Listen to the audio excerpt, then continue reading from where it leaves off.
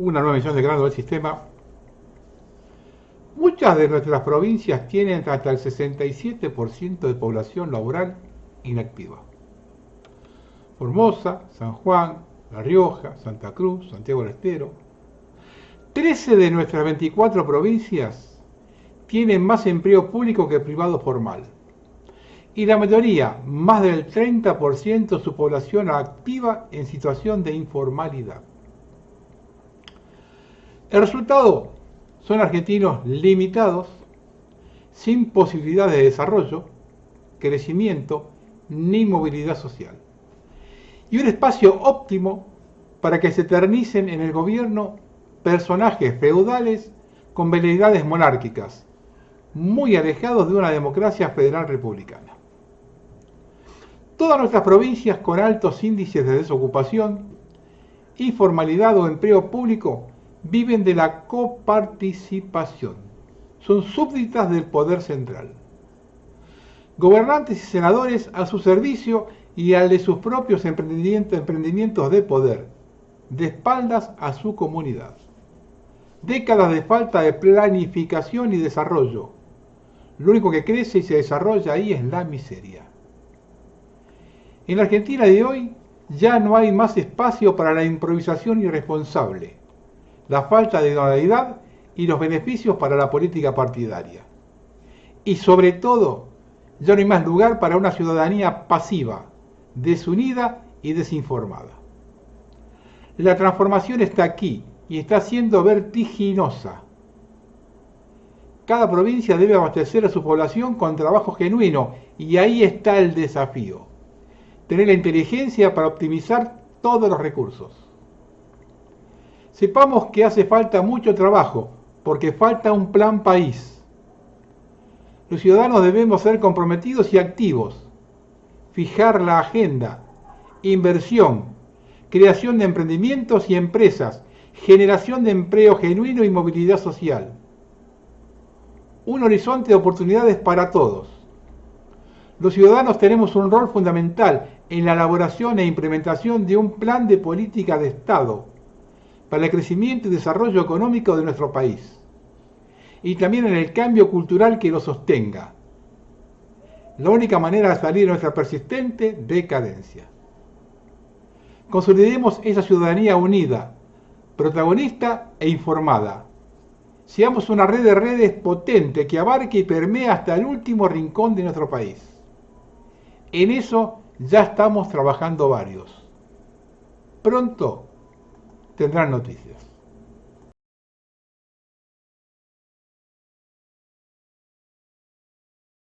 El escritor Juan Sasturain dijo en la Feria del Libro, refiriéndose a Milei: el enfermo del mal de Bierce se caracteriza por la pérdida de la capacidad de empatía, progresiva indiferencia hacia el otro que deriva hasta el no registro y abandono, la agresividad creciente en el registro verbal a través del insulto o de la descalificación.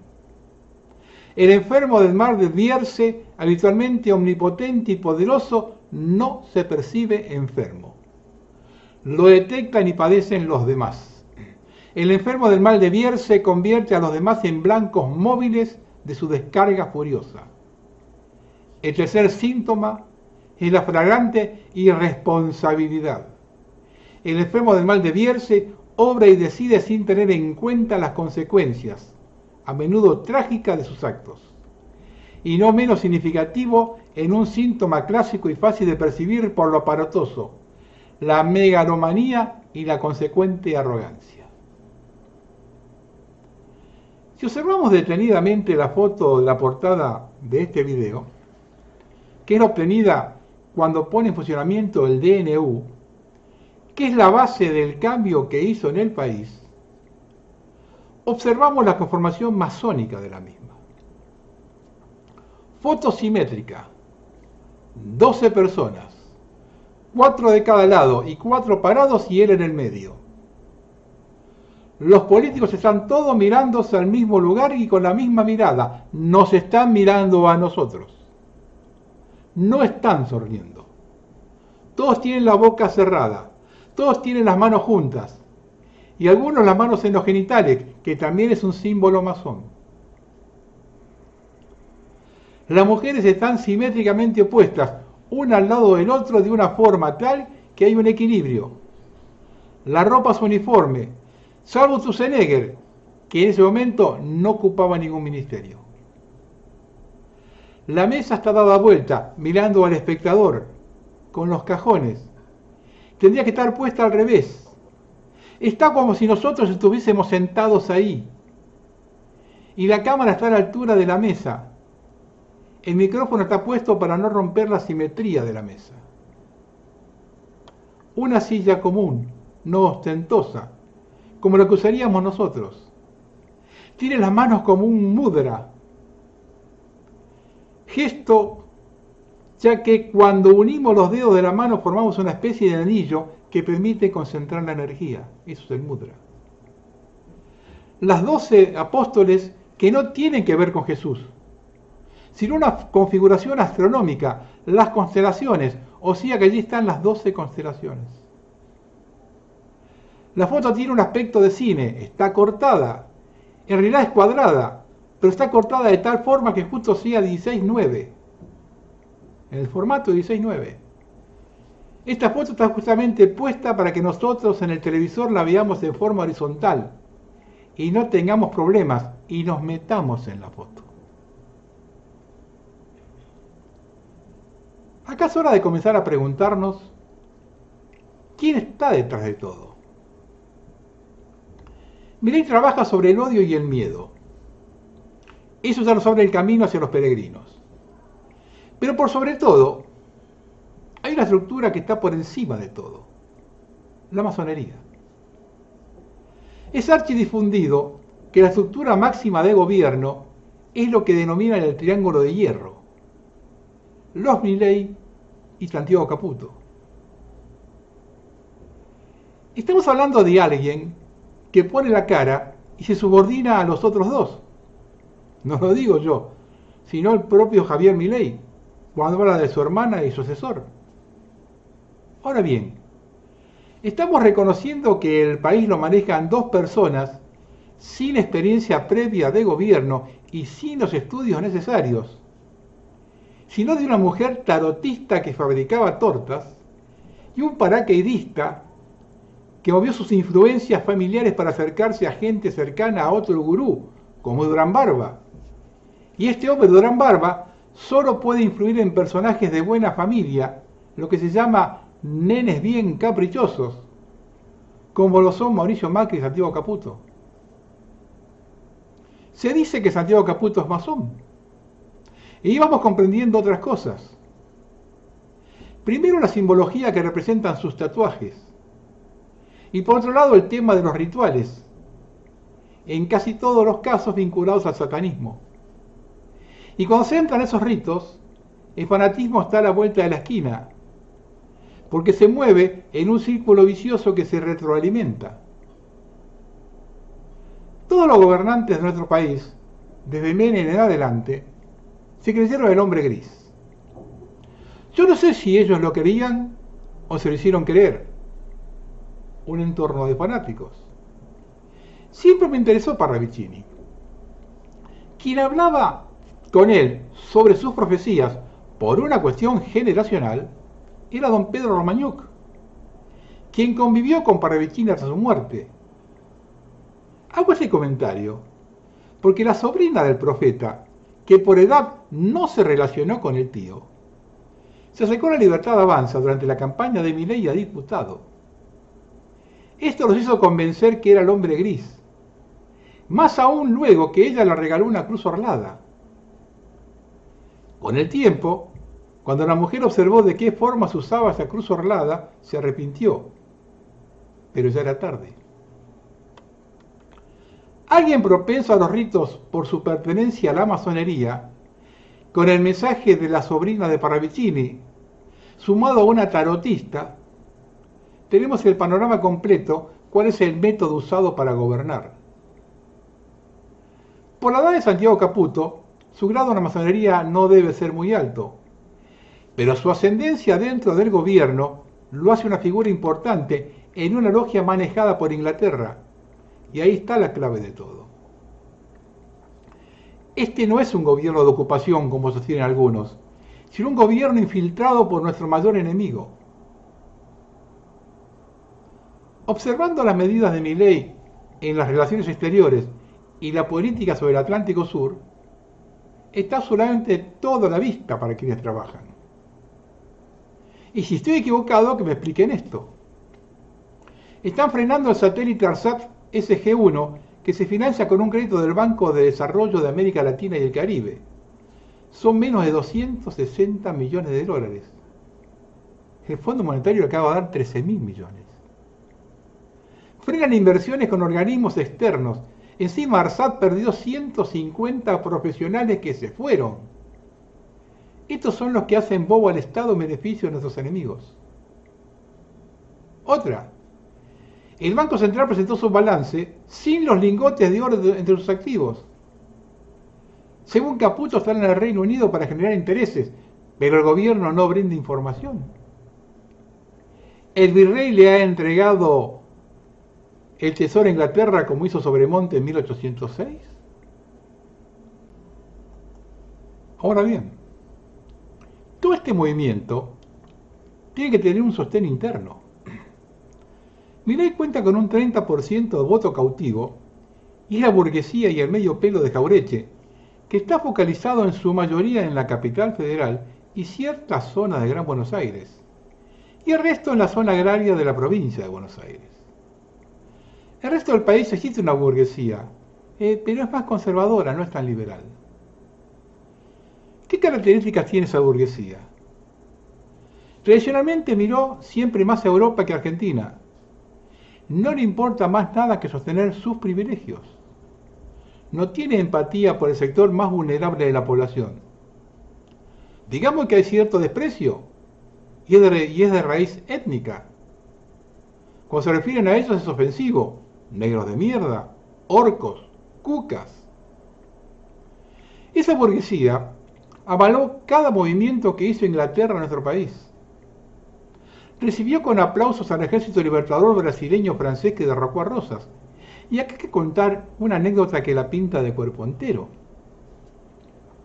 Cuando se libraba la guerra contra Brasil por la banda oriental, antes de la traición de Rivadavia, el ejército argentino los aplastó en la batalla de Ituzaingó el 20 de febrero de 1827. Luego del redocamiento de Rosas, los brasileros querían desfilar en Buenos Aires el 20 de febrero de 1852 en desagravio por aquella derrota. Se le pidió a Urquiza que interceda para que no lo hagan esa fecha. No sabemos si no le dieron bola o no lo pidió. La realidad es que desfilaron ese día ante el aplauso de los unitarios, es decir, de la más adelante oligarquía. Ese día Sarmiento desfiló con uniforme francés. Es harto sabido que a partir de allí fuimos una colonia británica. Mitre llevó al país a una lucha fratricida contra Paraguay por orden de Inglaterra. Su embajador participaba en todas las reuniones de gabinete. Roca dijo que Argentina solo debía producir trigo y carne y comprar todo de Inglaterra. Se gobernó con fraude electoral y todos los presidentes eran miembros de esa oligarquía. Nunca mejor denominados. Aristóteles dijo que la oligarquía era la deformación de la aristocracia. Participaron del derrocamiento de Irigoyen. El general Uriburu era parte de esa oligarquía. Y esto también hay que decirlo. El mayor grupo nacionalista, la Liga Patriótica, liderada por Manuel Carles y el Perito Moreno, apoyaron el golpe contra Irigoyen. La venta de carnes a Inglaterra, derivado del pacto Roca-Rusiman, solo incluía a los ganaderos de la sociedad rural, la gran mayoría de ellos en la provincia de Buenos Aires. El derrocamiento de Perón también fue avalado por la oligarquía que fue a Plaza de Mayo a celebrar el triunfo de la Revolución sin hacerse cargo de la barbarie de bombardeo a la Plaza de Mayo 3 meses antes. Golpe preparado por la Embajada Británica. Es la misma burguesía que el 9 de julio de 1966, 10 días más tarde del derrocamiento de Ilia, llenó la avenida Libertador para el desfile que organizó en Ganía, y que lo recibió pocos días después ingresando a la sociedad rural como un emperador en un carruaje con caballos.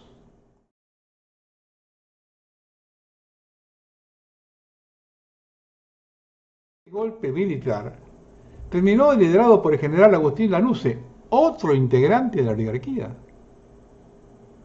Es la misma burguesía que nutrió la fila de montoneros que sabotearon al gobierno de Perón e Isabel y de lo que nunca se hicieron cargo.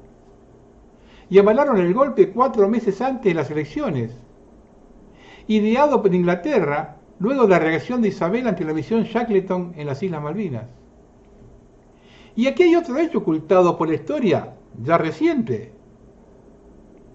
El primer decreto de lucha contra la guerrilla llevó la firma de la presidenta María Estela Martínez de Perón y sus ministros, y se dictó el 5 de febrero de 1975 para dar inicio al operativo Independencia, generado para combatir el foco insurreccional establecido en la provincia de Tucumán.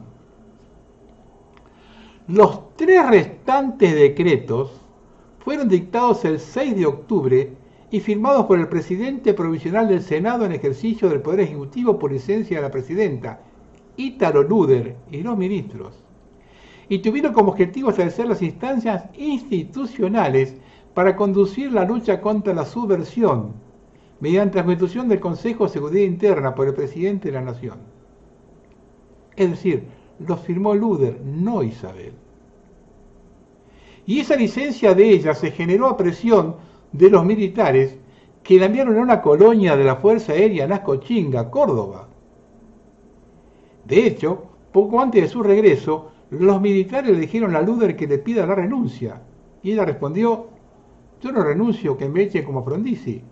Lo que aconteció cuando Isabel decidió enviar la Marina ante la expedición de la misión Shackleton. Parece que Isabel no sabía que la Marina era masónica, pro-británica, desde siempre.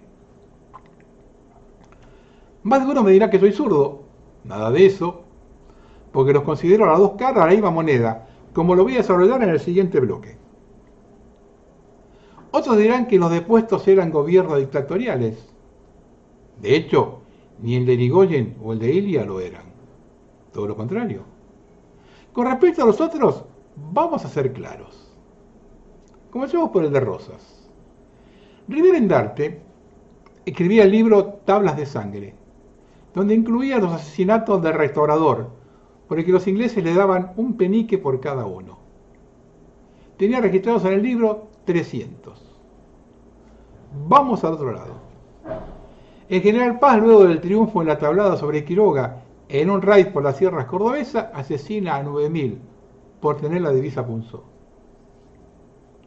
Urquiza, luego de Caseros, asesina a 500 por considerarlos traidores, entre ellos el coronel Chilaver, que se había pasado a las filas federales en la vuelta de obligado. Y al médico Cuenca, por atender heridos federales. Mitre, luego de la batalla de Pavón, asesina a 4.000 santafesinos que habían sido abandonados por Urquiza.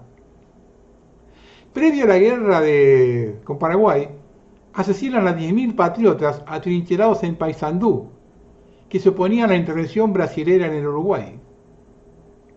Miles, sin contabilizar en el reclutamiento forzoso para la guerra contra el Paraguay en la campaña contra Felipe Varela. Y los miles asesinados en la lucha contra Chacho Peñalosa por la conquista de La Rioja y San Juan. Y varios más que haría demasiada larga la crónica. Vamos a la segunda tiranía. ¿Cuántos muertos le adjudican a Perón? Yo no he visto ninguna lista. Solo algunos casos puntuales de asesinatos políticos. Vamos al otro lado. 400 asesinados en el bombardeo a la Plaza de Mayo. Entre ellos 34 escolares de San Andrés de Giles, cuyo sueño era conocer el Cabildo. Escolares de quinto y sexto grado, 11, 12 años tenían los chicos. 7 con las bombas colocadas en la estación Perú del subte en 1953. Y 5 con las bombas colocadas en los tachos de basura durante un acto en la Plaza de Mayo también en 1953. 16 fusilados por el levantamiento comandado por el general Valle en 1956. 5 civiles fusilados en José León Suárez y otros 7 heridos que lograron escapar, y 8 fusilados en La Plata y Ensenada. Pregunto, ¿cuáles eran las tiranías? Y la más gravitante, la que nos condiciona hasta el día de hoy, la de 1976, liderada por Martínez Dios al servicio de Inglaterra, que generó la deuda eterna por las que nos tienen agarrados, inventor de la bicicleta financiera y promotor de leyes vigentes hasta la fecha, como la ley de asociaciones en entidades financieras, que nadie derogó. Además, Gran Bretaña generó la guerra por las Islas Malvinas. Esto está archidemostrado. Solo que la prensa oficial promasónica sigue sosteniendo lo contrario. Hice varios programas al respecto con todos los detalles. Scalabrini Ortiz dijo que la diferencia entre Estados Unidos y nosotros era que ellos se independizaron de la potencia central y nosotros de una en decadencia. Y luego se hizo cargo de la potencia central. Entonces la lucha es por la segunda independencia.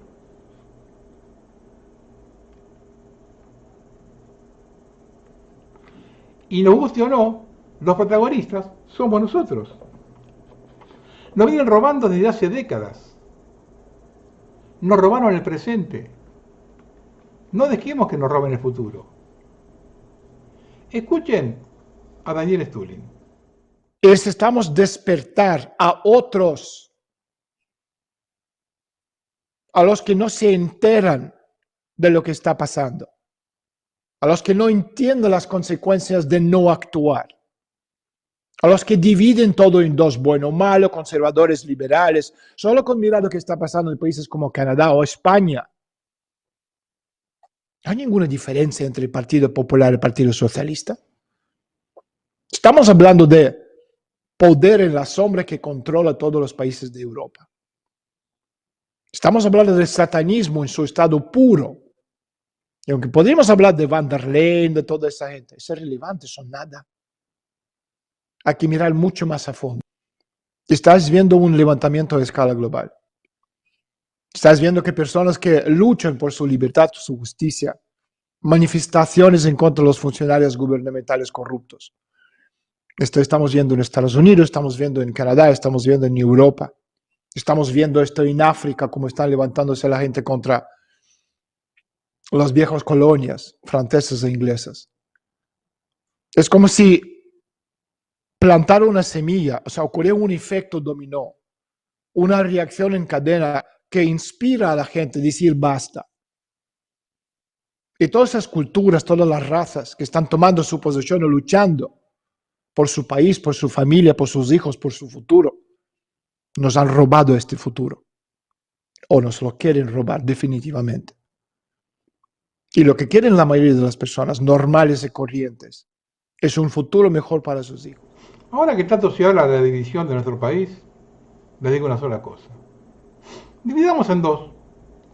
Una el AMBA, otra el resto del país. Y después asegurar que sin esa oligarquía salimos adelante en menos que canta un gallo. Y se los dice un porteño.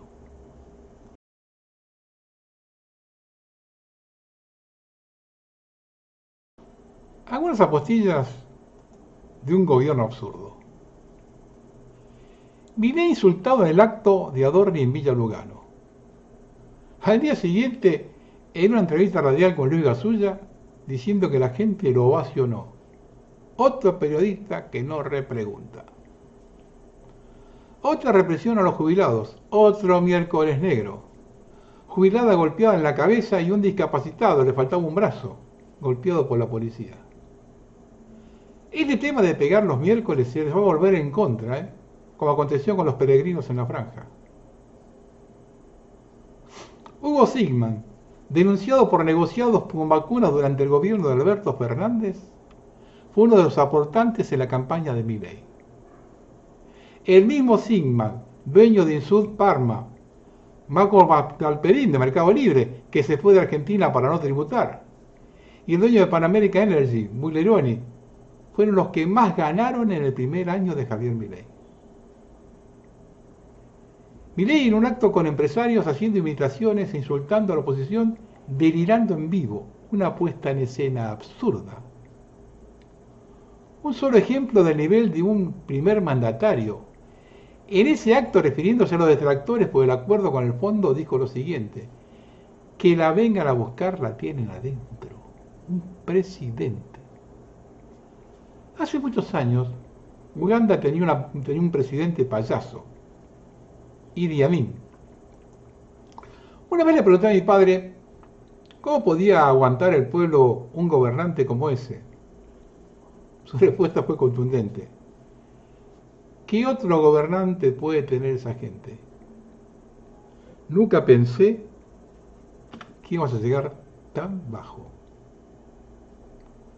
Patricia Bullrich, en un momento de recogimiento por la muerte del Papa, fue a hacer turismo en la Fontana de Trevi en Roma. Ese engendro es quien manda a paliar a los viejos.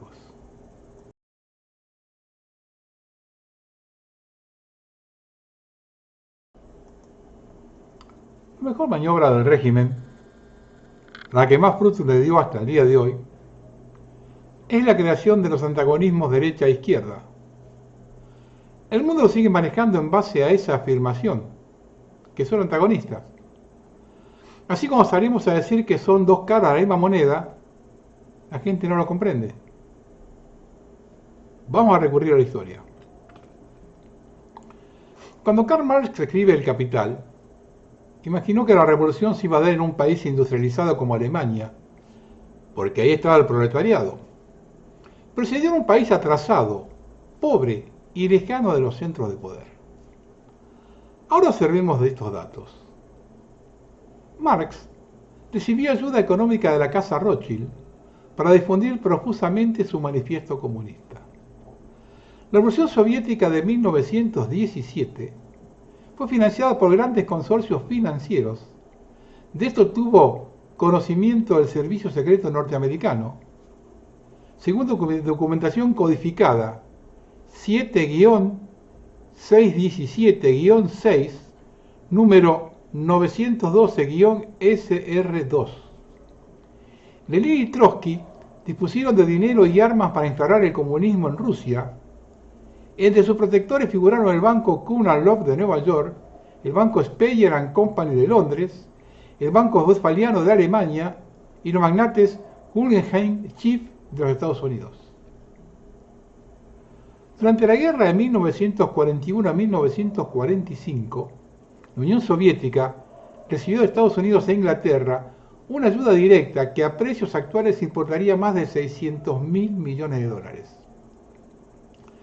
Todavía en 1989, la Unión Soviética recibió crédito de los grandes bancos de Estados Unidos y de Inglaterra y le vendieron cereales a precios subsidiados. ¿Por qué todo esto? Cuando el gran proceso industrial comienza a manifestarse en Estados Unidos y Europa, crece el descontento entre la nueva clase trabajadora debido a los abusos a que eran sometidos los obreros, lo que creaba un cóctel explosivo que ponía en duda la continuidad del proceso. La aparición de un fantasma que actuase como reflejo de lo que podía acontecer si no se aceptaban las nuevas reglas de juego, da a Estados Unidos la herramienta necesaria para combatir todo pensamiento disidente. El comunismo fue fomentado desde los mismos centros de poder para imponer las doctrinas liberales e iniciar una nueva forma de colonialismo. De no ser así, ¿cómo explicar que su caída haya sido tan sencilla que una de las dos maquinarias bélicas más importantes se rinda sin tirar un tiro y que todo el aparato industrial de la ex Unión Soviética pase a manos de los peregrinos? Yo hice un video hace años de eso, presa por empresa. ¿A quién se quedó cargo cuando cae la Unión Soviética? Más claro imposible. La salvaron de Hitler, luego de demonizarlo. Le vendieron trigo subsidiado 70 años. Le concesionaron media Europa. La Unión Soviética solo podía exportar miseria, y eso es lo que necesitaba que compre el resto del mundo. En América ese papel lo representa Cuba, para que el resto del continente compre ese espejo. Por eso Kennedy abortó la invasión de Bahía de los Cochinos.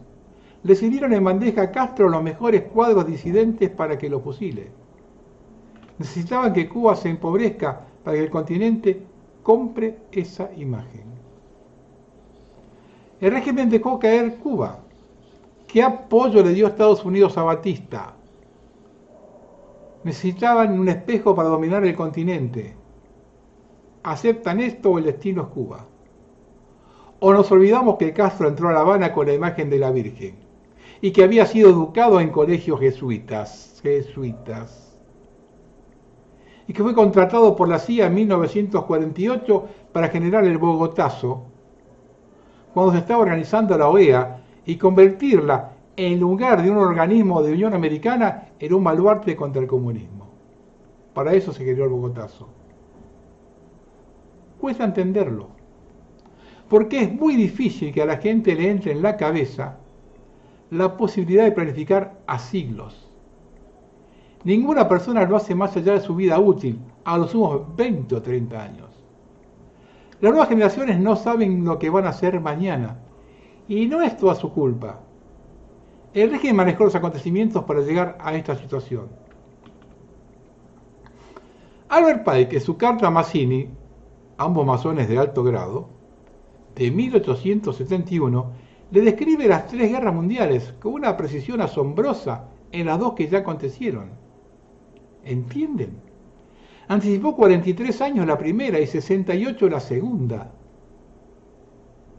Y tengan en cuenta lo siguiente: no hubo en el mundo crisis financieras o políticas que no hayan sido provocadas deliberadamente como parte de un plan posterior. Si no entendemos esto, es imposible seguir avanzando en buscar soluciones variantes. Si no tenemos visualizado al enemigo y seguimos permitiendo que nos engañen con la dicotomía, no podemos hacer la guerra, salvo que nos matemos entre nosotros, que es la última alternativa contemplada si no aceptamos el modelo. En función de esto, tengan en cuenta que la globalización no es más ni menos que el colonialismo por otros medios. No es un nuevo orden mundial, sino la recreación de los viejos sistemas de dominio desde el Imperio Romano. Algún país siempre llevó a cabo. Lo que acontece hoy es que, debido al avance de las comunicaciones y la implementación de nuevos modelos económicos, el alcance de ese colonialismo es mundial. La diferencia es que ahora se busca el fin del Estado-Nación, y es ahí donde coinciden derechas e izquierdas. En su carta de fundación de la Comisión Trilateral de 1973, se determinó que la Tierra caminaba hacia un gobierno mundial, ya que el planeta debía convertirse en una aldea global para las aventuras espaciales del siglo XXI. 52 años lleva esto. Vamos ahora a establecer un organigrama de cómo ejecuta y cuáles son las funciones de cada organismo del poder global. Esto es lo que maneja el mundo. 1. El CFR, el Consejo de Relaciones Exteriores, fundado en 1921. Su sede está en la ciudad de Nueva York, en el barrio Manhattan. Su publicación oficial es la revista Foreign Affairs. Posee unos 3.600 miembros. El ingreso es mediante respaldo de otros miembros. Sus integrantes son personas importantes a escala mundial y de gran influencia en Estados Unidos.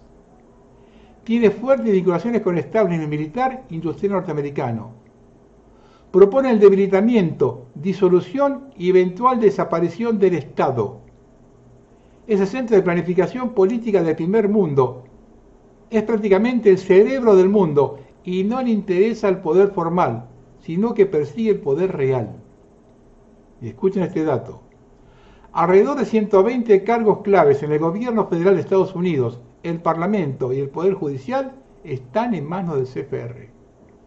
Son miembros permanentes el presidente y vice, los secretarios de Defensa, de Estado, del Tesoro, del Banco de la Reserva Federal, el asesor de Seguridad Nacional y la cúpula de la CIA. 2.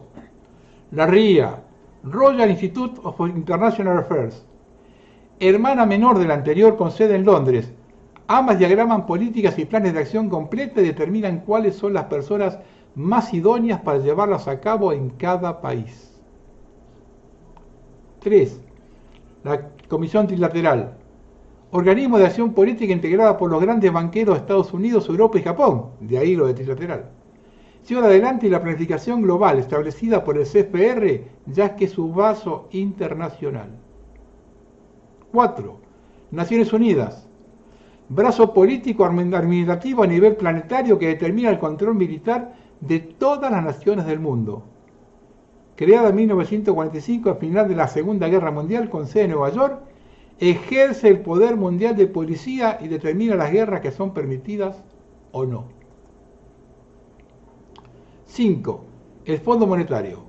Con sede en Nueva York es el organismo fiscalizador de las políticas económicas y quien estableció el endeudamiento mundial como paso previo al ingreso del mundo globalizado. 6. El Banco Mundial, quien otorga los créditos que establece el Fondo Monetario y luego se ocupa de colocar esa deuda ante los inversores. Y 7. La Organización Mundial de Comercio. Su misión es establecer los términos de intercambio mundial, la política de subsidios, la División Internacional del Trabajo y los precios internacionales. Y 8 podríamos agregar, ahora de hace unos años, la Organización Mundial de la Salud. El orden que nos nombré es el jerárquico. Esto es cómo se maneja el mundo. Y todos sabemos quiénes están detrás. De hecho, el CFR y las Naciones Unidas fueron fundadas por Rockefeller, quien después de la Segunda Guerra creó también la CIA.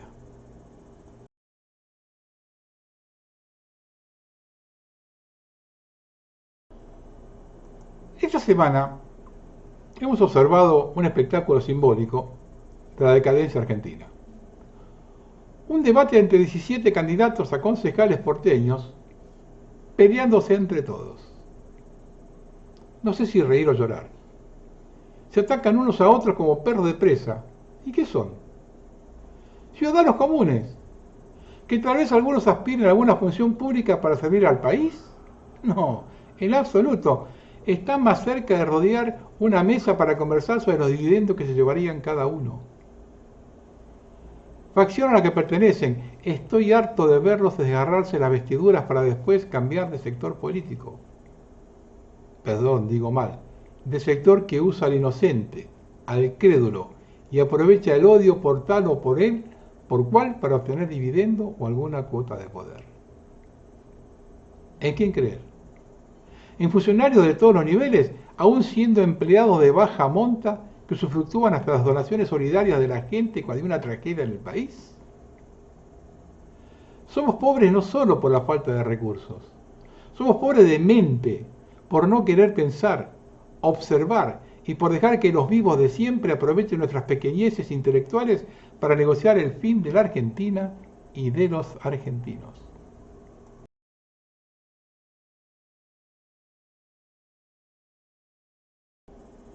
Otra más de la justicia argentina, Iván. Graves acusaciones contra Sturzenegger. Y la justicia hace esto.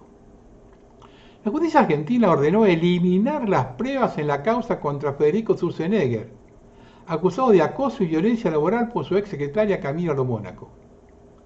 Pero lo más escandaloso, le negaron el acceso a una copia digital del expediente. ¿Será encubrimiento? Según la denunciante, el juzgado le informó fuera de plazo que debía retirar la evidencia. Cuando intentó hacerlo ya era tarde. Mientras tanto, Sturzenegger sigue su cargo con total impunidad. El caso está cargado de irregularidades. La fiscal nunca le concedió una audiencia. Le advirtieron que avanzar contra la denuncia le traería problemas.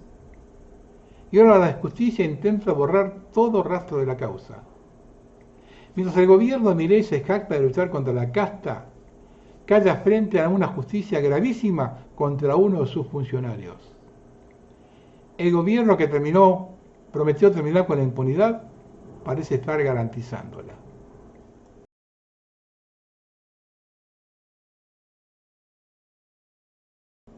Cuando era niño, me quedó grabada una escena en la vida del Cid Campeador.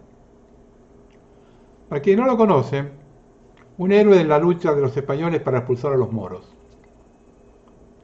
Al morir el rey, quedan dos hijos como herederos. Uno de ellos es asesinado y el Cid sabía quién era el asesino. El otro hijo jura como rey ante la sospecha de todos que había asesinado a su hermano. El Cid era el único que sabía que era inocente. En el momento del juramento de coronación, todos se arrodillan menos él. El nuevo rey le ordena que se arrodille. Su respuesta fue: lo haré cuando jure que no mató a su hermano. El rey vuelve a ordenarle que se arrodille. Entonces el Cid se dirige hacia él, toma su mano derecha con fuerza y la apoya sobre los santos evangelios al grito: jura que no mataste a tu hermano. El rey jura y el Cid en ese momento se arrodilla. A raíz de esta falta de respeto, se lo exila de España. Ese exilio es uno de los hechos más dolorosos de la historia. Cualquiera que lo ayudara en su retirada de salir del reino, aunque sea con un vaso de agua, sería ajusticiado. Traigo esto a colación por las críticas que tuve acerca de lo que dije en el programa de la semana pasada referente al Papa. Algunos amigos les había mencionado que iba a tener problemas. La realidad es que alguien tenía que decirlo. Ahora bien, el 80% de lo que dije del Papa responde a investigaciones de otras personas. Sería interesante saber si los que me criticaron investigaron de la misma forma y tienen el nivel de aquellos que escribieron las notas de donde me nutrí, o se dejaron llevar por la corriente de los medios del régimen.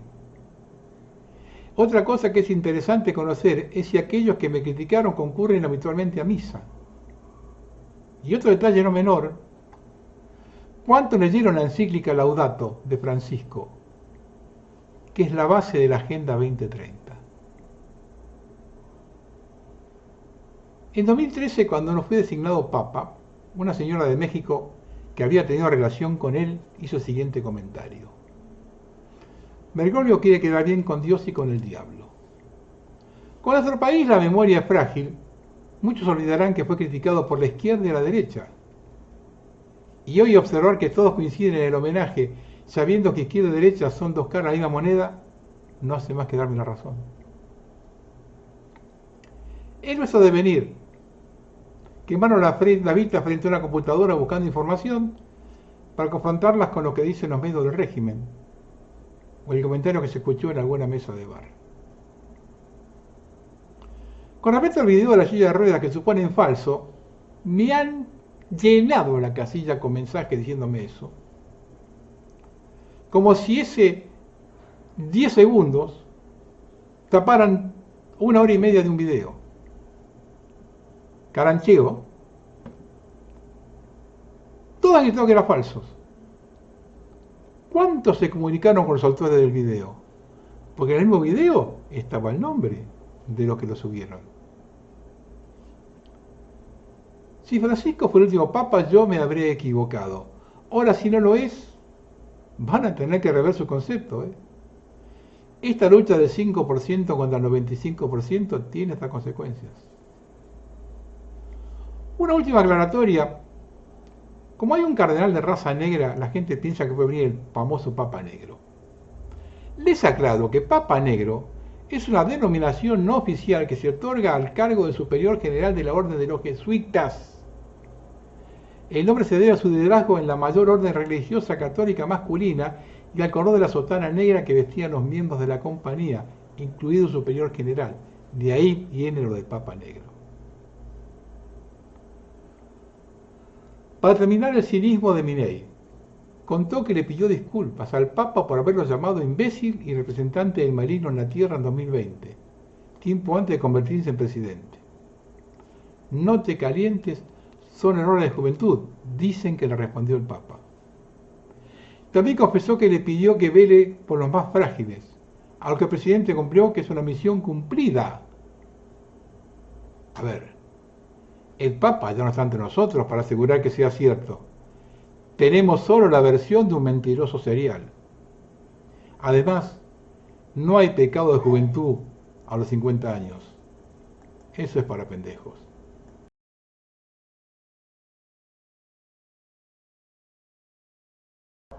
Vamos a hablar ahora del cónclave en el Vaticano, que está por empezar la semana que viene. Y cosas que la prensa oficial no dice nada. Durante la primera reunión oficial de la congregación de cardenales surgieron algunos detalles inquietantes. Desde las primeras horas se intentó orientar el cónclave en una dirección determinada. Rumores cada vez más insistentes hablan de fuerzas políticas externas decididas a bloquear a algunos cardenales incómodos, incluso antes que llegue la votación. Según fuentes de noticias como ABC y CBS News, de las primeras reuniones entre cardenales surgió un mensaje claro y preocupante. El próximo Papa debe inspirarse en la visión de Francisco. No son solo rumores, sino declaraciones públicas reiteradas mientras los cardenales se reúnen en lo que formalmente deberían ser congregaciones generales libres y sagradas. A este clima, ya de por sí muy orientador, se suma la decisión de confiar la homilía inaugural a Rainiero Cantalamessa, predicador conocido por sus interpretaciones fluidas, sino incluso desinhibidas del Evangelio. Parece pues que el Espíritu Santo, que según la tradición debería guiar soberanamente el cónclave, ha sido sustituido por una dirección enteramente humana y política, más atenta a asegurar la continuidad de una línea teológica ambigua que a la salvación de las almas. Por primera vez de manera tan abierta queda expuesta la más alta elección de la Iglesia reducida a una operación política de tiempo que cualquier invocación al Espíritu Santo. Pero el escándalo no termina allí. Según numerosos informes, no solo son fuerzas dentro de la Iglesia las que están maniobrando el próximo cónclave. Los poderes seculares ya están poniendo sus manos en la elección del futuro Papa. Agentes de inteligencia de grandes naciones habrían tomado posiciones en Roma, trabajando tras bastidores para influir en el resultado, no en favor de la fe, sino de los intereses geopolíticos de los gobiernos. Y no es todo. Se habla abiertamente de llamadas telefónicas directas de jefes de Estado a cardenales, con instrucciones precisas sobre a quién obstaculizar y a quién favorecer. ¿Los objetivos? Por supuesto, aquellos cardenales a quienes los devotos fieles verían con agrado en el trono de Pedro, hombres como el cardenal Robert Sará, símbolo de fidelidad a la tradición y a la posición del gobierno ateo que nos corrompe de la Iglesia, hay que dejarlos de lado. Está claro que no se trata de una elección libre bajo inspiración divina, sino de una guerra de poder sin máscaras, donde el mundo moderno enemigo de la fe busca elegir un papa a su medida. El cónclave, que debería ser un acto sagrado, aparece cada vez más como una brutal maniobra política ante la mirada impotente de un pueblo católico, una vez más, que se siente traicionado. Las interferencias externas parecen tener un nombre y apellidos precisos. El presidente francés Emmanuel Macron, según revelaciones difundidas por periódicos como Tribune Chrétien, intervino personalmente para intentar bloquear la asunción del cardenal Robert Sará al trono papal. Aunque algunos periodistas persisten en presentar la noticia con un signo de interrogación, los artículos hablan claro. Macron no quiere un papa que defienda sin concesiones la tradición católica. Según informes, fue el cardenal Peter Erdo, arzobispo de Budapest y considerado uno de los principales exponentes del Frente Conservador, quien levantó públicamente el velo sobre algunos contactos sospechosos entre el presidente Macron y varios cardenales franceses. Aunque todo esto se formula todavía con cautela, no es menos cierto que la hipótesis de tal interferencia, si se confirmase, plantearía cuestiones muy serias sobre la integridad del cónclave. El hecho que un jefe de Estado laico intente manipular una elección papal es de una gravedad sin precedentes. Sin embargo, todo esto cunde ante el silencio cómplice de gran parte de los medios de comunicación y las autoridades eclesiásticas.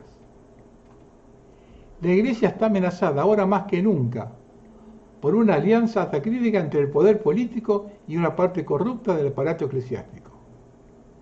Este es el fin del camino iniciado en 1958 y ratificado tras el Concilio Vaticano II. Si ha llegado al extremo, que todo se hace a la luz del día. A todos los cardenales les sugiero que no pierdan más tiempo y gasten dinero. Aquí tienen al candidato. As Pope? I'd like to be Pope. That would be my number one choice.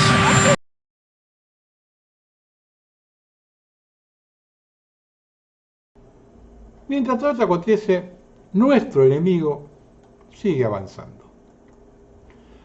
Fuerzas Armadas de Kosovo serán desplegadas en las Islas Malvinas luego de alcanzar un acuerdo con el Reino Unido.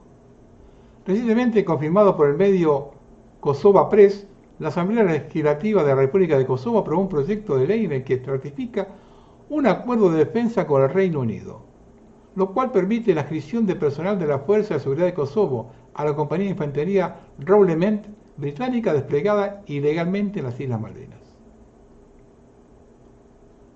Y por otro lado, el nuevo jefe de Comando Sur de los Estados Unidos visitará Ushuaia. En un paso más de la injerencia norteamericana que habilita a Javier Milei el desarrollo antártico argentino y repitiendo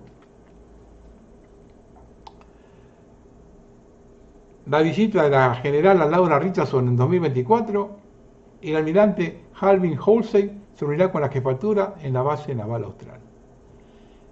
Y cuando yo digo que hay muy poco para hacer acá, hay muchas cosas que están perdidas, vean este video. ¿Irías a la guerra de Malvinas si te llaman? No, para nada. Estoy en contra de las guerras. No iría a la guerra. No iría porque tengo familia, tengo mis hermanos, tengo mi madre, tengo todo y ¿qué dejo atrás? No iría porque no tengo documentos, no sé escribir ni leer, ¿entendés? Por eso. Te digo la verdad, a la guerra de Malvinas ni a palo. Que llegás, te dan un tiro, ¿qué haces? Ya, te morís pues. Tu familia está llorando acá esperando que vuelva, no. Conjunto y nos encontramos con chicos que se están ofreciendo como voluntarios. Ustedes van al colegio todos, ¿no? Sí, todos. ¿Qué edad tienen vos? 16. ¿Tu nombre? Manrique González Avellaneda. ¿Vos? Boyan Carlos Olor. 17. ¿Vos? Pino Nicolás, 17. ¿Y vos? Guillermo Boscarelli, 17. ¿Vinieron a ofrecerse como voluntarios para ir a Malvinas? Sí es. ¿Saben realmente qué está pasando allá o lo que puede pasar? Sí, eso sabemos todo. Estamos informados de todo y tratamos de hacer lo que más podamos con tal de ayudar al país, ¿no? ¿Qué piensan que podrían hacer ustedes allá?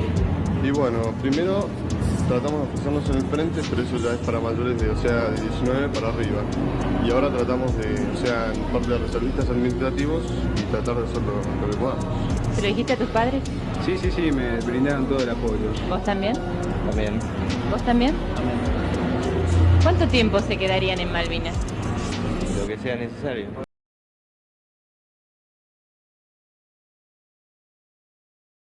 Vamos a extendernos un poco y a cambiar totalmente el ángulo.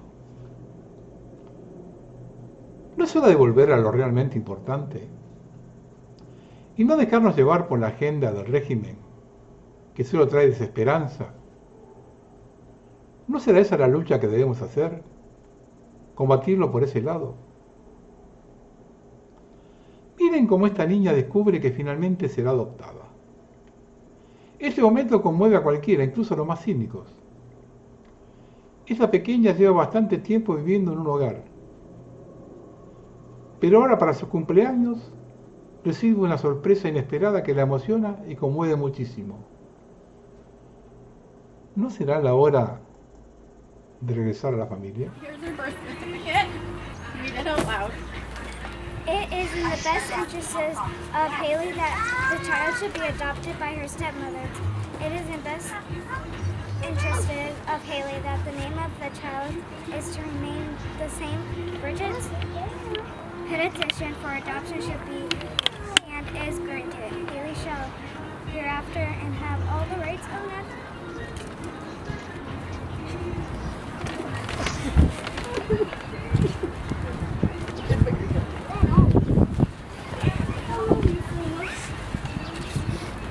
Are you happy? I love you, Mom.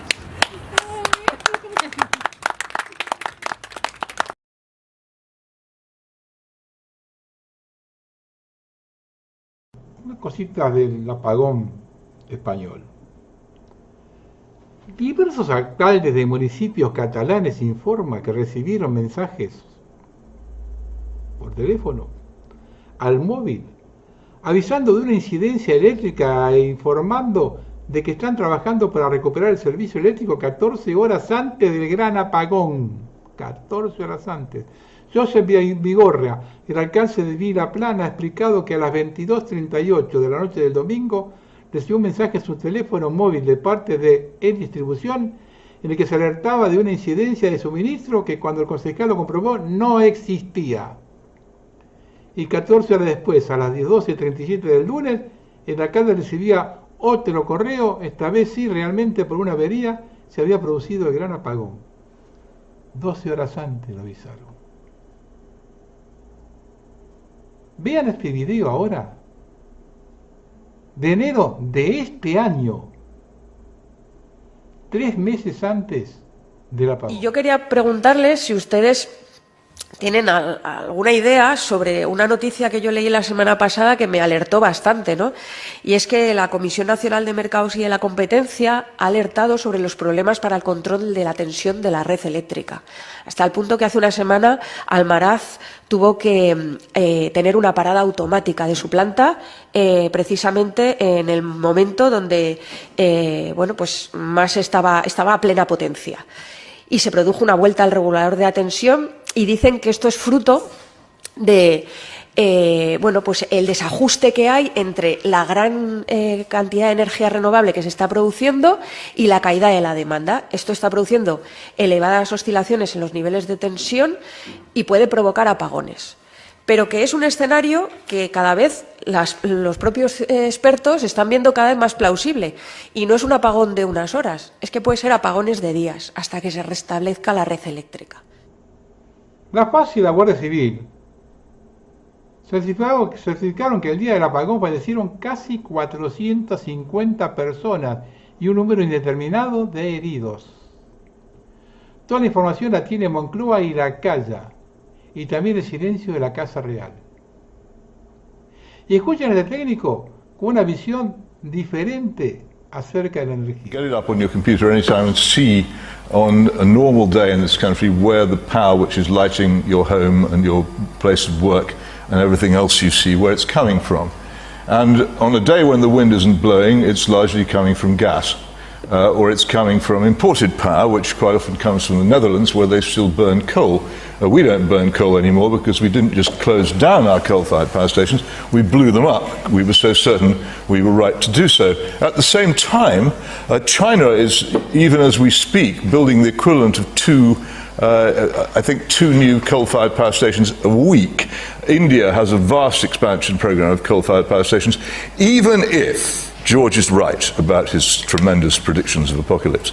Even if he's right, the contribution which this country is making by what it's doing to these outcomes is not merely minimal, it's non-existent. Everything that we do is completely blotted out by what much larger countries are doing to maintain their own power. Now, if you want to live in a country with net zero, if you want to live in a country where nobody can afford to heat their house, where people have incredibly expensive and largely non-functioning heat pumps inflicted on them, if you want that kind of thing to happen to you, if you want lots of people to lose their jobs because there's no energy, if you want to be cold all the time, if you want the computers which make life possible in practically every form of life to shut down every so often, then carry on believing that the demand to go for net zero, to keep it in the ground, is intelligent and thoughtful.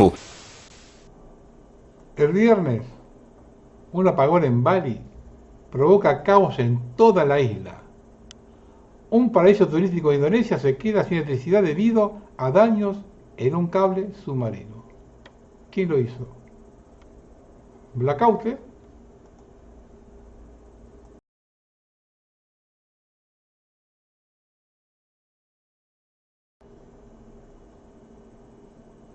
¿Están preparando un ciberapocalipsis? Klaus Schwab advirtió que un ataque cibernético global paralizaría el suministro eléctrico, el transporte y los hospitales, haciendo que el COVID parezca una pequeña perturbación. ¿Coincidencia? Agenda 2030, Busca colapsar el sistema para justificar un reinicio digital controlado, falsa bandera. Se utilizará un hackeo masivo para imponer censura, CBDC y vigilancia, élite global. Mismos actores que predijeron la pandemia ahora hablan de la ciberpandemia. Estamos ante otro problema, reacción, acción, solución. Prepárate, dinero en efectivo, alimentos y comunicación offline.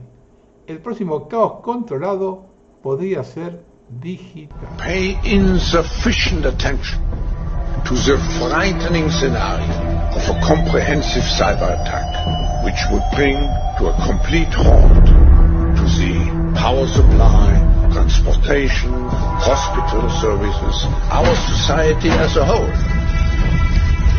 The COVID-19 crisis would be seen in this respect as a small disturbance in comparison to a major cyber attack.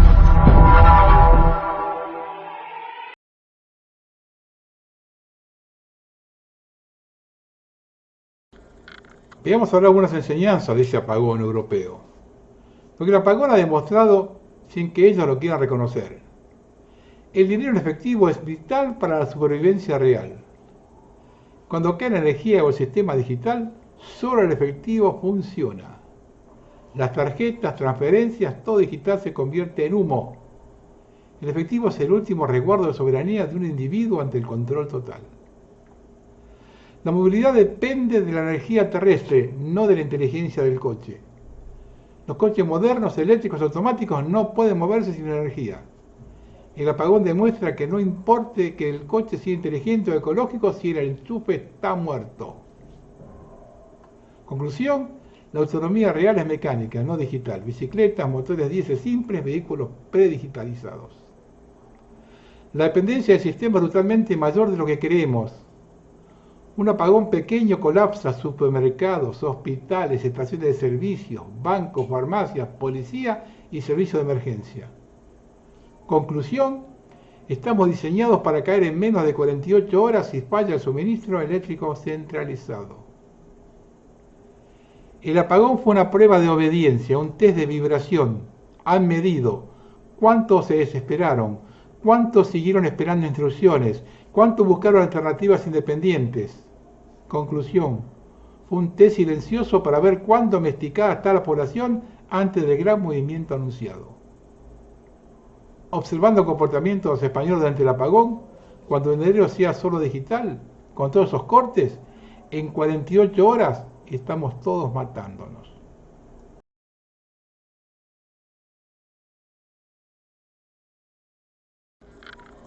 Arde Israel. Se declara el estado de emergencia y se elevan los niveles de alerta al máximo.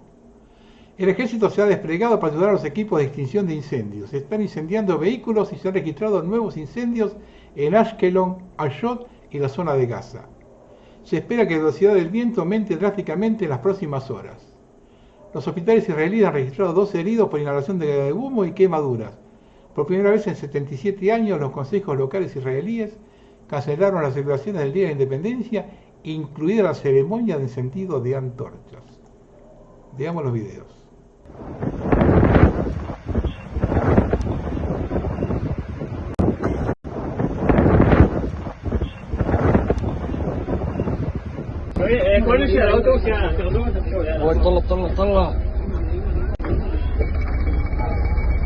والله شارع اللطرون ديروا بالكم.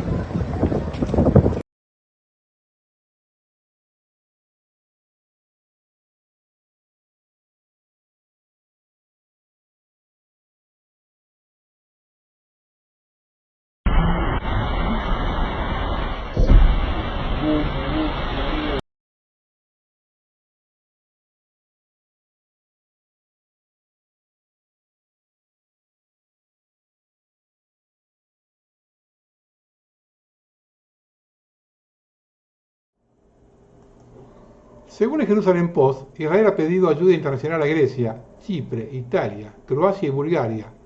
Sin embargo, no está claro si alguno de estos países ha respondido. Por otro lado, brigadistas argentinos parten rumbo a Israel para combatir los incendios forestales. Mientras tanto, el gobierno peregrino avanza en el acuerdo para explotar hidrocarburos en las Islas Malvinas con empresas británicas.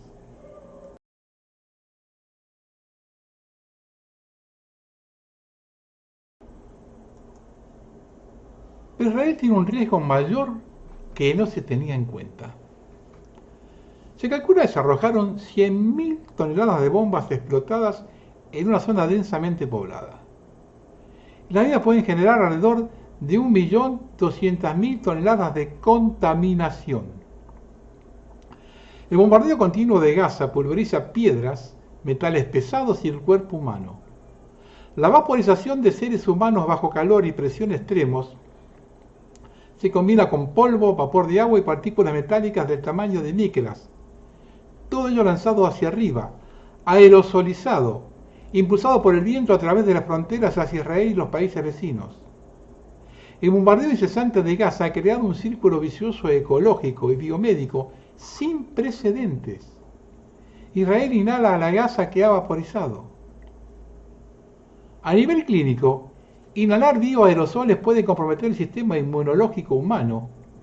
Inhalar partículas ultrafinas de polvo de guerra no biológico puede atravesar la barrera hematoencefálica y contribuir a enfermedades neurodegenerativas. Israel y los palestinos comparten una atmósfera común. Respiran el mismo polvo de guerra procedente de materiales de bombas, hollín de carbono y los restos de partículas finas de los gazatíes vaporizados. Las personas en el epicentro de estos bombardeos en Gaza se convierten instantáneamente en polvo. Cuando una bomba impacta en su objetivo, la explosión de alta temperatura puede vaporizar a una persona tan completamente que partículas microscópicas de ADN y moléculas sueltas quedan suspendidas en el aire, mezclándose con polvo y humo formando bioaerosoles. Estos componentes biológicos, ADN y grasa en el tejido humano, se convierten en carbono, polvo negro y humo. Los minerales de huesos y dientes, el polvo esquelético, se dispersan por el aire. Fragmentos de células pueden flotar en el aire, burbujas que contienen grasa, hueso y cadenas de ADN rotas viajan con el viento y son inhaladas a decenas de kilómetros del lugar de la explosión. No es solo el sobrecalentamiento lo que destruye el cuerpo humano. La fuerza explosiva de una bomba, en libras por pulgada cuadrada, puede producir vaporización en el lugar de la explosión. Un impacto equivalente al de un avión que se estrella contra la Tierra a gran velocidad. La materia destruida adopta una forma diferente. Contaminantes tóxicos transportados por el aire en forma de gas, polvo, vapor y partículas. En concreto, se liberan al aire cantidades tóxicas de cadmio, níquel, plomo, mercurio y arsénico, junto con dioxinas, furanos, PVC, bifenilos policlorados, hidrocarburos aromáticos policíclicos y compuestos orgánicos volátiles. Si a esto añadimos el polvo de los restos humanos de los habitantes de Gaza, tenemos consecuencias extremas transmitidas por el viento directamente a Israel, en particular a las regiones centrales y septentrional, y mucho más allá. Los habitantes de Sderot, Netivot y Beersheba, todos ellos a poca distancia de Gaza, corren un alto riesgo de sufrir consecuencias a largo plazo para la salud a causa de los bombardeos. Ashkelon y Tel Aviv se han visto expuestos a consecuencias ambientales, al igual que al norte de Israel e incluso Jordania. El pueblo de Israel, al otro lado de la frontera de Gaza, probablemente experimentará mayores niveles de enfermedades respiratorias, enfermedades pulmonares similares al asma y otras enfermedades, y un marcado aumento de cáncer como resultado directo de la exposición a sustancias tóxicas, transportadas por el aire presentes en un nivel microscópico. A este peligro directo se suma la continua recirculación del viento a través del vasto e infernal paisaje en que se ha reducido Gaza. Esto también arrastrará y reducirá con los contaminantes de los más de 50 millones de toneladas de escombros. Afectará con diversos grados de daño el sur y centro de Israel, el oeste de Jordania, el noreste de la península de Sinaí, el norte de Egipto, Delta y el Cairo, Líbano, Chipre al sur-oeste de Siria, el noroeste de Arabia Saudita, el sureste de Turquía, Creta, Grecia, Sicilia y Malta. Además, la espuma marina puede transportar partículas en aerosol a través del mar Mediterráneo. ¿Qué tal? Esto no lo tenía contemplado nadie, y tampoco nadie lo dice.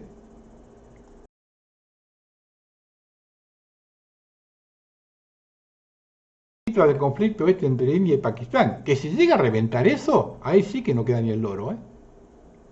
Pakistán afirma que la India planea ataque con arma nuclear en las próximas 36 horas por incidente de Pahalgam como falso pretexto. El ministro de Información pakistaní, Atalua Tarar, citó información de inteligencia creíble sobre las intenciones de un ataque militar por parte de India y advirtió que Pakistán está listo para dar una respuesta contundente ante cualquier acto de agresión. Le digo ahí, 2 tienen armas nucleares ahí,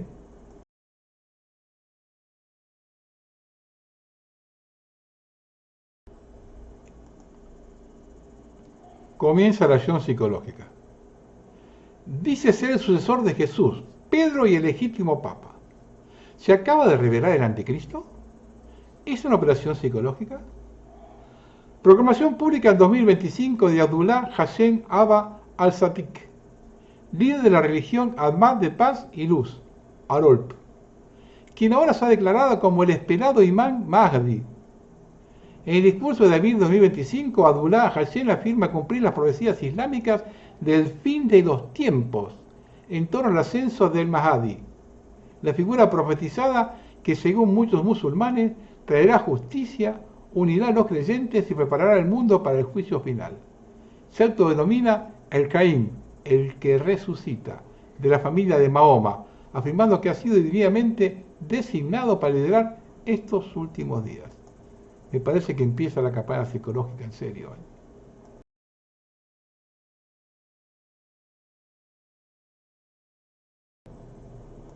Lo que pasa en Mendoza, la prensa no difunde nada. Se terminó de comprobar el nexo entre quien originó el incendio a la oficina del presunto empresario minero en Uspallata y las UCR de Las Heras, o sea, el intendente de Cornejo, Lopresti, uno de los nuevos ricos de Mendoza. La hija del incendiario, el monstruo González, es vicepresidenta de la Juventud Radical de Las Heras, o sea, no tiene ninguna relación con los González, con la Asamblea del Agua de Uspallata, pero sí con los radicales de Las Heras. Todo armado para criminalizar la lucha a favor del agua. ¿Qué va a decir ahora Cornejo, Gulet, el fiscal Sánchez, que tuvieron presos a 30 días a personas inocentes? ¿De qué se va a disfrazar el periodista mentiroso que aseguró que los ambientalistas de Uspallata son terroristas? Cornejo y su banda son capaces de cualquier cosa para cumplir con sus socios del proyecto San Jorge. Definitivamente lo que está en peligro es el agua de Mendoza. Nos mataron a nuestro compañero, casi lo matan. Ahí empezó nuestra película de terror. Él es Mauricio Cornejo, defensor del agua en Mendoza, Argentina, y él es su compañero, Flavio González, al que casi matan. El episodio del que habla ocurrió en enero, cuando vecinos se manifestaron para frenar el avance de un proyecto minero en la ciudad de Uspallata, en los Andes. Aquel día, un grupo de hombres a favor de las minas les golpearon mientras se manifestaban. Luego, la Cámara de Empresarios Mineros les denunció por amenazas e incitación a la violencia. Hoy enfrentan una causa judicial. Un mes después de que pasó ese episodio, me fueron a detener al domicilio de mis padres. Tras defender el agua durante 15 años, Mauricio pasó 23 días encerrado y actualmente está en prisión domiciliaria. Una forma de amedrentar, como se hacía antes, ¿no? Para, mediante el terror, precisamente, tratar de que dejemos de luchar. ¿Pero qué hay detrás de todo esto? Este proyecto para extraer cobre, conocido como San Jorge, pertenecía a Solvay, un grupo minero acusado de delitos ambientales en varios países. La empresa fue fundada por Alexander Bronstein, un empresario miembro de la organización sionista Congreso Mundial Judío, y posteriormente fue cedida a sus hijos. Solvay nunca pudo poner en marcha el proyecto minero en Uspallata por el rechazo social, pero ahora la mina pasó en manos de otra empresa vinculada a Solvay. Sonda Metals, la nueva empresa, se ha valido de una reciente modificación a la ley que prohibía materiales altamente tóxicos similares al cianuro, al mercurio y al ácido sulfúrico. La nueva legislación solo prohíbe esos 3 materiales en concreto. La empresa propone ahora usar santato, un material cuyos derivados también son altamente tóxicos, pero que no está expresamente vetado. Todos los tóxicos que incorporan o el drenaje ácido que se produce solamente por la voladura de la roca es terriblemente nociva para el humano. La minera busca además integrarse al régimen de incentivo para grandes inversiones que creó Milei, el RIGI. Esto le daría beneficios aduaneros y fiscales por los próximos 30 años. Un proyecto de estos es oro en polvo porque se llevan prácticamente todo, dejan nada más que la contaminación. Se calcula que quedará en limpio un 1% para la provincia, lo que es prácticamente nada. Los vecinos quieren, en lugar de la mina, que la zona sea designada como área protegida. Y lo peor de todo es que tienen todo el aparato estatal a su favor, tienen todos los apoyos económicos de la minera, y lo nuestro es una lucha de David contra Goliat. Los vecinos han logrado en varias ocasiones frenar el avance minero en Mendoza y cuidar la cuenca del río que abastece a 1 millón de habitantes, además de la producción agrícola en una importante zona vinícola. Pero esta vez la presión de los pro minería les ha puesto contra las cuerdas. Si contaminas el agua, todo eso va a dejar de existir, como ha pasado en los lugares donde han hecho megaminería. Si nos dejamos atropellar, la minería va a entrar. Si la minería entra, Mendoza se muere. Cuando pase esto, nos vamos a tener que... Muy buenas noches, amigos, ¿cómo están? Mi nombre es Ángel Cruz. Más de uno me conoce y sabe quiénes me siguen. Hoy les traigo un tema para todos, a ver qué opinan, y espero la réplica de este tema. Comida para presos, la deuda de la millonaria licitación que fracasó. Ustedes pueden creer, y a ver qué es lo que opinan, que el Ministerio de Seguridad gaste 56.400 millones de pesos para darle de comer a los presos. ¿Están de acuerdo? Yo no puedo creer que el Ministerio de Seguridad, de mano de la ministra Rush, que tan transparente da, gaste semejante cantidad de guita. ¿Saben cuánto nos cuesta a los que vivimos en Mendoza y pagamos los impuestos darle de comer a los presos al desayuno, almuerzo, merienda y cena? Tiene las 4 comiditas a los presos. Cada viandita le dedican por día a los presos de la provincia 22.000 mangos. Yo te pregunto, vos, ¿podés gastar 22.000 mangos por día para comer uno? Si son 5, 2, 4, 6, 8, tenés que gastar 100, gastarían 100 lucas por día. Es increíble la cantidad de guita que le dedican a los presos, mientras que la policía no tiene viandas, mientras que el servicio penitenciario se tiene que llevar la comida de la casa. Los tipos, los policías que tienen que cuidar a los presos, se tienen que traer la comida de la casa, mientras que a los presos le dedica el gobierno de Alfredo Cornejo y Eve Casado, le dedican 22.000 mangos para que coman por día. Pero están preocupados, Cornejo está preocupado por la minería y Eve Casado sigue jodiendo con querés llevar a los pibes a San Rafael, llevarlo a jugar a la agüita, andar al Niwil, sigue siendo guía turística de San Rafael. La vicegobernadora es guía turística de San Rafael y Cornejo pasea por Europa con la guita nuestra. Amigos, espero comentarios, pero me parece que 22 lucas para los presos deberían cocinar su propia comida y lo que se tienen que hacer cargo es la propia familia. Para mí, el servicio penitenciario, ¿saben lo que tendrían que entender? Yo hasta prohibiría que las familias le lleven los bagajes a los presos. Y ustedes me dicen, ¿y cómo harías? Es simple, muy simple. Si quieren hacer algo, muchachos, algo bueno, pongan una proveeduría en las cárceles donde los presos tengan una tarjetita penitenciaria y la familia le depositen la guita en esa cuentita y puedan comprar su propia comida. Obviamente, para los narcos, que sabemos que tienen mucha guita y manejan las cárceles, las estafas y demás, el servicio penitenciario debe controlar un cupo mensual. Si son 22 lucas por día, que la familia le deposite 22, 2 por 3, 6, 60 luquitas por mes, para que los presos puedan comer. Decime si estás de acuerdo o no. Gracias y espero los comentarios. El grupo Vila Manzano, denunciados por pedofilia. Se acreditaron 2 millones de sitios vinculados a la pedofilia. Parodi cuenta que esto lo tenía la jueza Martinelli y por amiguismo, como una de las empresas demandadas era de los señores Manzano y Vila, le sacaron la causa a la jueza Martinelli y se la dan a la jueza Olga Pura Arrabal, amiga íntima de Vila. Uno de sus hijos trabaja para el grupo Vila Manzano y es quien archiva la causa. Esa es la Mendoza de los Cornejos.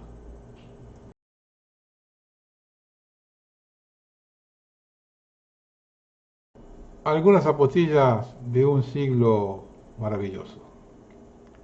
El primer ministro inglés Keir Starmer habría tenido sexo oral con el empresario Lord Arley, miembro del Partido Laborista y diputado precisamente en la Cámara de los Lores británicas. También habría un video de la supuesta cena caliente. Una bomba sobre el actual inquilino de Downing Street que amenaza con derrumbar el gobierno británico. Yo no tengo ese video, pero tengo una cena que se están besándose los dos.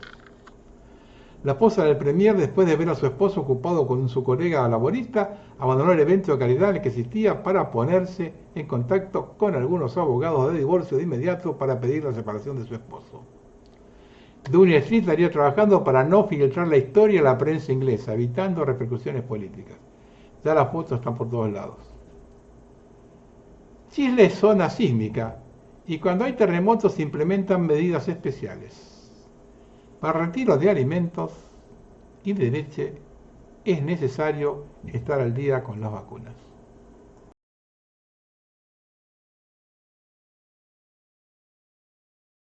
Vamos a terminar. ¿Qué les pareció el test de España y su apagón? Ahora que el verso de la guerra no aterroriza el nuevo miedo, decidieron que sea el blackout. ¿Y si le pasara a cualquiera de ustedes? Y aumentar todo y crear procedimientos, protocolos, y siempre por su bien. Compren el kit de supervivencia para la oscuridad. Son tan previsibles como ridículos. En la película Matrix, el agente Smith no necesitaba estar en todas partes, porque cualquiera podía convertirse en él. Todo lo que se necesitó fue una amenaza al sistema y el rostro familiar que tenías. Al frente se transformó en la cara del control. Esta dinámica no pertenece solo al mundo de Neo, sino también al nuestro. ¿Cuántas veces has estado manteniendo una conversación libre con alguien?